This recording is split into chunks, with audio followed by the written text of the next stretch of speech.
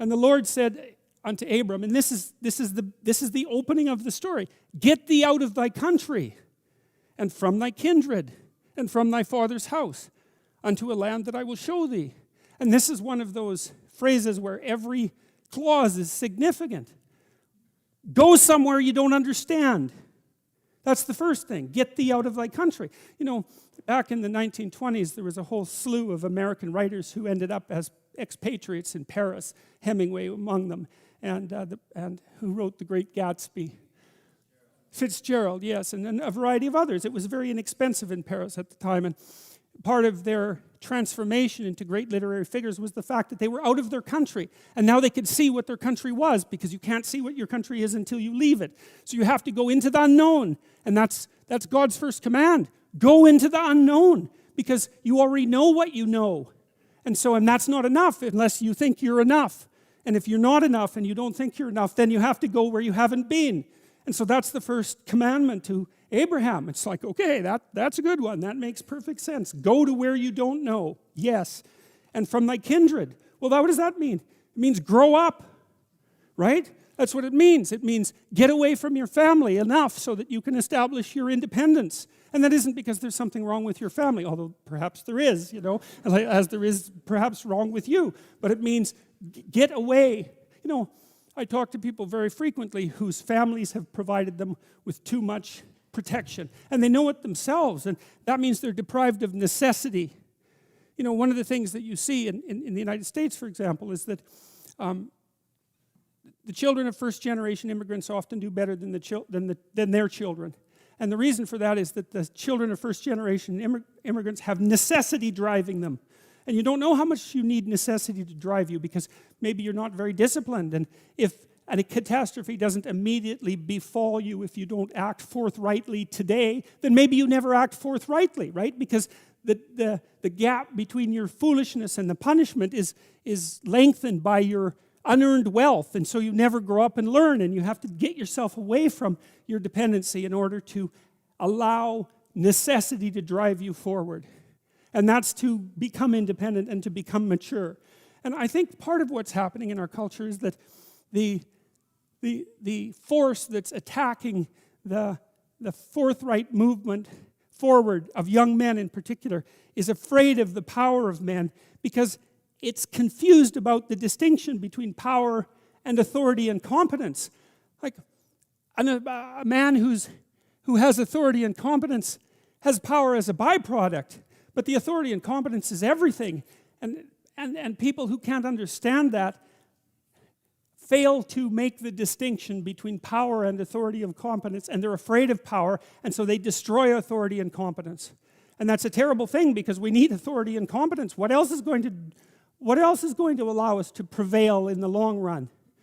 And so you get away from your country, and you get away from your kin, and from your father's house, right? And you go out there and you establish yourself in the world. It's a call to adventure. That's what the first lines in the Abrahamic story is, a call to adventure. So, great, unto a land that I will show you. Well, you know, what does that mean? You know, one of the things that I've been struck very hard by a number of writers, Carl Jung obviously among them. I mean, he wrote things like Nietzsche that if you understand them, they just break you into pieces, you know. And one of the things that Jung understood and the psychoanalysts understand, it's one of the most terrifying elements of psychoanalytic thinking, is very tightly allied with religious thinking, which is that you are not the master of your own house. There are spirits that dwell within you, meaning you have a will and you can exercise a certain amount of conscious control over your being, but there are all sorts of things that occur within you that seem to be beyond your capacity to control. Your dreams, for example, that's a really good example, or your impulses, for example. You might think of those as so foreign from you that you don't even want them to be part of you. But more subtly even, how about what you're interested in, what compels you? Like, where does that come from? Exactly. Because you can't conjure it up of your own accord, you know. So if you're a student and you're taking a difficult course, you might say to yourself, well, I need to sit down and study for 3 hours. But then you sit down and that isn't what happens. Your attention goes everywhere. And you might say, well, whose attention is it then if it goes everywhere? Because you say it's your attention. It's like, well, if it's your attention, maybe you would be able to control it, but you can't. And so then you might think, well, Jen, just exactly what the hell is controlling it? And you might say, well, it's random. Well, it better not be random. I can tell you that. That happens to some degree in schizophrenia. There's an element of randomness in that. It's not random. It's driven by the action of phenomena that I think are best considered as something like subpersonalities, although even that's only a partial description. You can't make yourself interested in something. Interest manifests itself and grips you. That's a whole different thing. And so what is it that's gripping you? And how do you conceptualize that? Is that a divine power? Well, it's divine as far as you're concerned because it grips you and you can't do anything about it. And so there's a calling in you towards what you're compelled by and what you're interested in. And sometimes that might be very dark and sometimes not.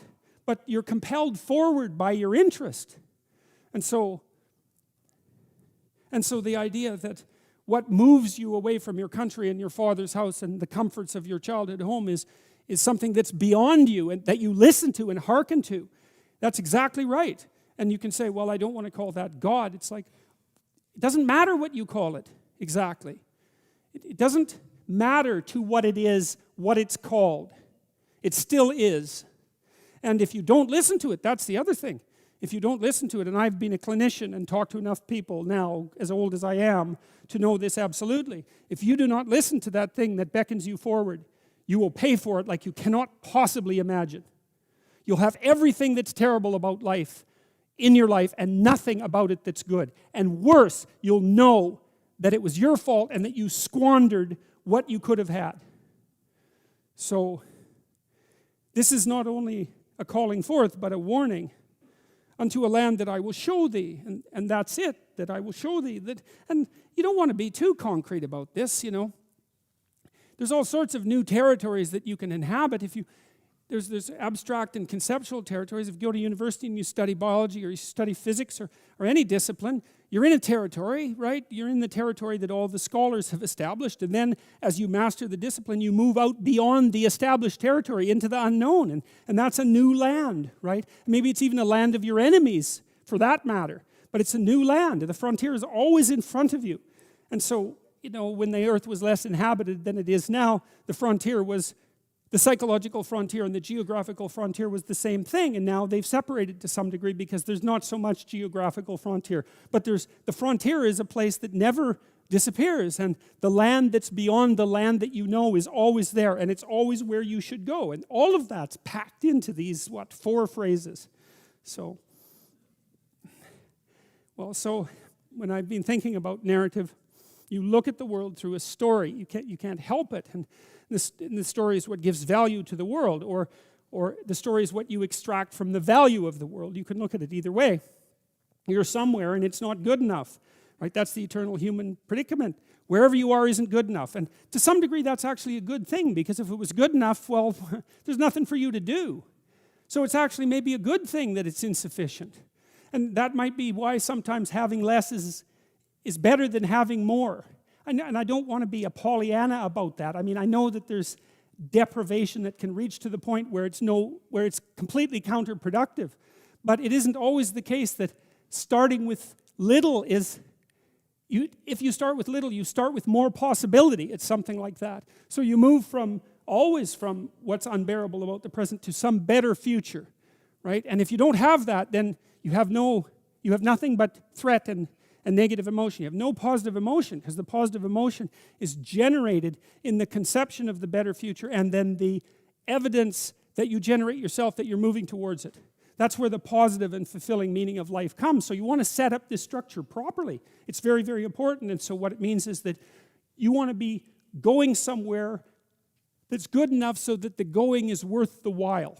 And you can ask yourself that, and that's partly what we tried to build into the future authoring program, which is, well, we know what's wrong with life. It's rife with suffering and insufficiency and deception and evil. It's all of that, obviously. Okay, what would make the journey worthwhile? Well, you can ask yourself that. It's like, all right, in order to bear up under this load, what is it that I would need to be striving to attain? And if you ask yourself that, that's to knock and the door will open. That's what that means. If you ask yourself that, then you will find an answer, and you'll shrink away from it. You'll think, well, there's no way I could do that. It's like, well, you don't know what you could do. You don't know what's possible. And you're not as much as you could be. And so God only knows what you could do and have and give if you sacrificed everything to it. And that's the reason Abraham is constantly making sacrifices. And it's archaic, right? He's burning up like baby lambs. But like, well, they're alive. You know, that's something. And they're valuable, and that's something. You have to admit, even if you think about it as a modern person, that the act of sacrificing something might have some dramatic compulsion to it. You know, to go out into a flock and to take something that's newborn and to cut its throat and to bleed it and to burn it might be a way of indicating to yourself that you're actually serious about something.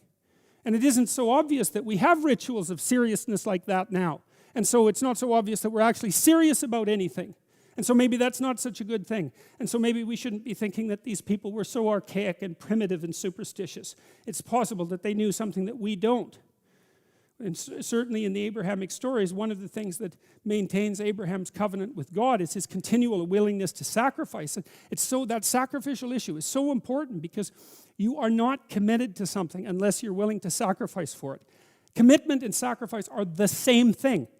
And I think it borders on miraculous that those concepts are embedded into this narrative at the level of dramatic action. You know, instead of abstract explanation, people are acting this out. And the fundamental conception is so profound that it's really quite awe-inspiring. It's breathtaking, really, when you understand what message is trying to be conveyed. You have to make sacrifices. And what do you have to sacrifice?